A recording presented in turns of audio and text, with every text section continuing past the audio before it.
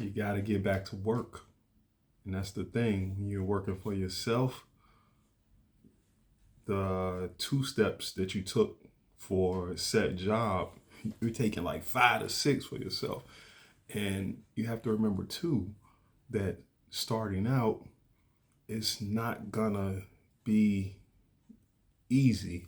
You're gonna have to put that work in, and you're gonna have to spend time here. You're gonna have to go places and talk, depending on what type of business or brand you're doing. But even in the days where we're living in with technology, we're still living in a society that people want to touch and feel things. So if you're selling clothing, Fight for Your Life brand, okay? I can do a throw up online, and that's going to reach a certain magnitude of people that look online for things and can put themselves in things visually. Oh, I can see myself in that. I like that. Or that's my style. If you're selling bags, you get a model and the model carries the purse or the bag, and a woman can see themselves in that. But if you're selling food, the look is great, but we want to taste it. If you're providing a certain service, I run a fitness company as well. I can display these days a lot, but the proof is in me being there. Now, that's my method. That's not everybody's method, but that's my method. Being right there, either online or right there in a person's face, giving them 200% so they can get the best results that they're looking for, reach their goals that they're trying to look for to be healthy. So it varies. So the touch and feel thing really comes into play. But there's certain things, products are easier to move online. That work of that is easier to move online, but yet and still it has to be marketed right. That's where that time comes in. Not so much money, because social media has allowed us to have a free outlet, and gratefully, let's knock on wood that remains like that for a while, so we can kind of a free market, free outlet to get your stuff out there. And at the same time, you can also have brick and mortar. You can also have someone on foot. You can also be out there on foot yourself. Either way, have everything working for you while you're working. That's the difference time now than what it used to be.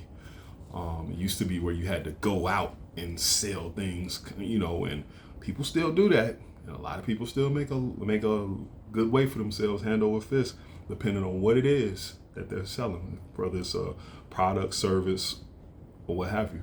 Some people, when it comes to food, some people go set up somewhere every Saturday and, stay there until open and close, making their business and brand grow. Some people, got a food truck. Some people are operating out of their own personal car. So, whatever it takes, but you have to figure out your method of how you're investing your time, money, and work. And you got to do your research. I mentioned that in the last episode. Research your brand, research your craft, research a person who's doing what you're doing. Research. No matter what business or brand you're going into, don't ever stop researching. Don't ever stop investing your time, money, and work ethic. It's not going to stop. If we think that just because a company reaches 5 figures, 6 figures, 7 figures, and beyond, that person just, or the person who started or created just, I don't care anymore. Of course, they get to a different level, and they probably have 20 people underneath for running everything, but best believe, they still have some type of input somewhere, and it gets to a certain point. Once you get to a certain age, maybe you sell your business, or maybe you have, heirs, or your board running the business, and their final decision, you have someone running everything that makes the best decisions for what you created, but that takes work. That takes work. And once you've gotten to a certain point, you can't stop. The goal factor just changes. The work ethic changes. But how you build your work ethic in the beginning for your brand and your business is what's going to be the key to how you keep your foundation going for the rest out throughout your brand. If you're the person that'll pick up the hammer and pick up the nails, and you'll get in there and do it yourself, or you'll get in there and teach other people how to do it to help you, man, that's going to stay with you. However you start, it's going to be your personal blueprint, your personal file on how you run your brand and your business. That's going to be the thing that you leave behind for someone. That's going to be the book, the manual, that if you're standing in front of a board of directors or your CFO, your COO, or your staff, you can explain to them, this is how this goes. And smart business, men and women, you keep the goods to yourself as far as what the extra taste is that's in the batter. Meaning how you invest your time, how you invest your money, what's the key element to your work ethic, what keeps you going when it gets tough, what keeps you going when you don't feel like it. That's the secret sauce in the batter of the pudding. You don't have to get that away. I mean, I've shared so much behind the brand series that will help many. But, I have my own methods, and I've shared some. But the sauce, what makes it taste so sweet, what makes it taste so savory, that's my heart. And that's what keeps me going for my brand and my business. And so that's what you have to establish when you're building a brand. This is what's behind the brand that I have, but that's what you have to establish when it comes to building your brand and your business. You have to figure out how to be smart with your time, money, investment. And you also have to go the extra mile for yourself. That's what it's about. You have to go that extra mile for yourself. You have to want to see these things flourish. Quick story before I end this series. I write down everything that I want to see happen for Fight for Your Life. So I started out with a shirt. Secondary was a hat. Secondary was a jacket. And I wrote out that one day I want to see someone wearing my clothing that I didn't know.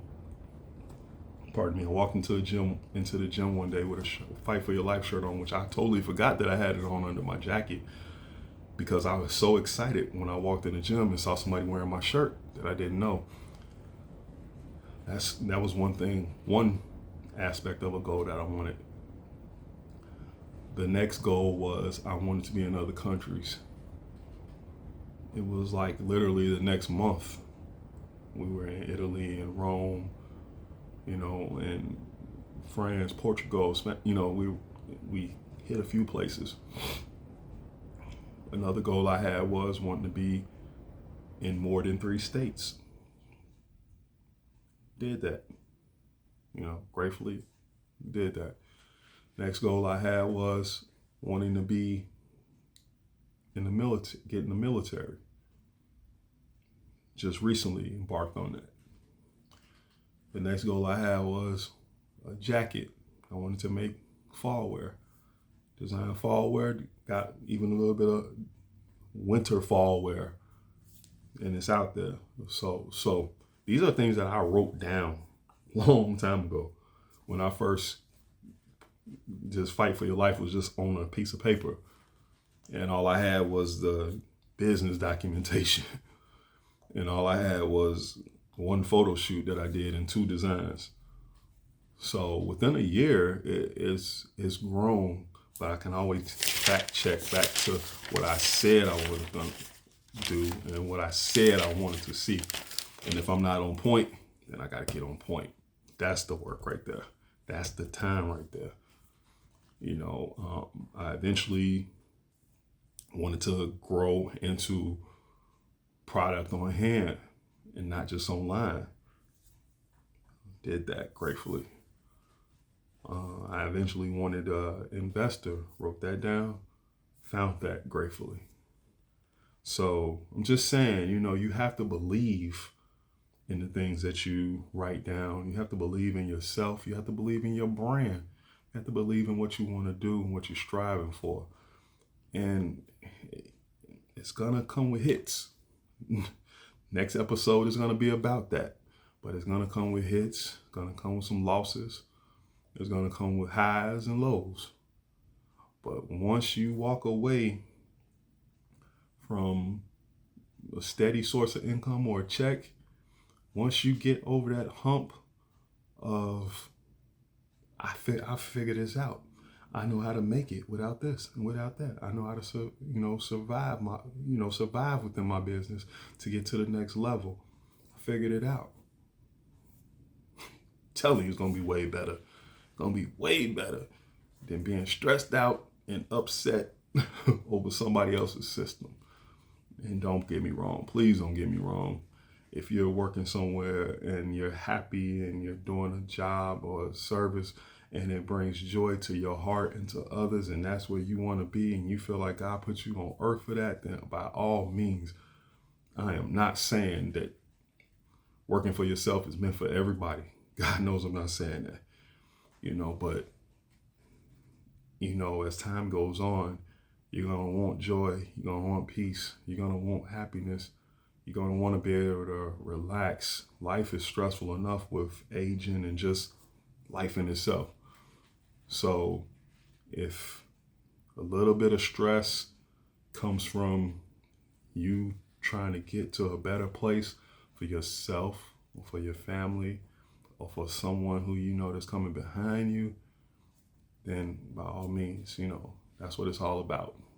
That's what your investment is about, because that's the greatest investment you can have is in yourself.